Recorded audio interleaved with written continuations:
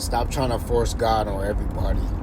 And this message truly meant for somebody. I understand you on fire for God and things of that nature, but sometimes you just gotta be quiet and just be about that action. Let your actions speak for you. You trying to force the Bible on people. You trying to tell people of all these miraculous things that God is doing in your life. And I understand. I truly understand.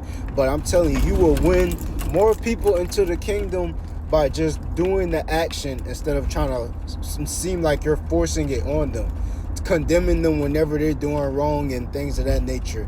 God didn't do that same thing with you. He gave you grace on the journey. He gave you grace so much different times when you was turning your back and living in sin and in deep sin, because we're not going to stop sinning. But when you were living in deep sin, he was right there with you the whole entire time. So stop condemning people to the Bible and things of that nature, and that's what's just going to make them, that's what's going to make them like run away. It's not going to make them want to come and be a better steward in the kingdom of God and just be a better disciple and things of that nature. Like, your actions have to speak for your, everything that you're talking about. Your actions have to speak. You got to actually start bearing fruit. It's kind of like having a trainer, right?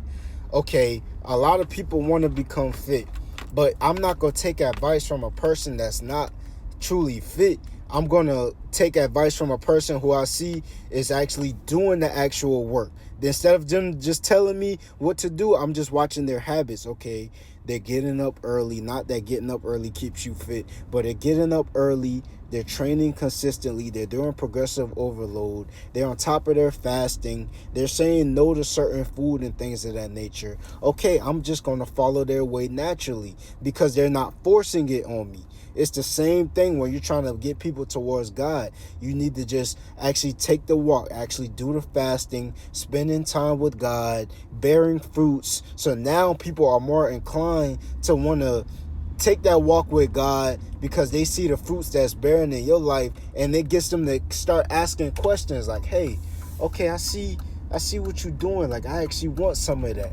And that's just how you truly want it to be. I feel like you get more people in alignment with getting closer to God when you're not trying to force God on them. Everybody's walk is different.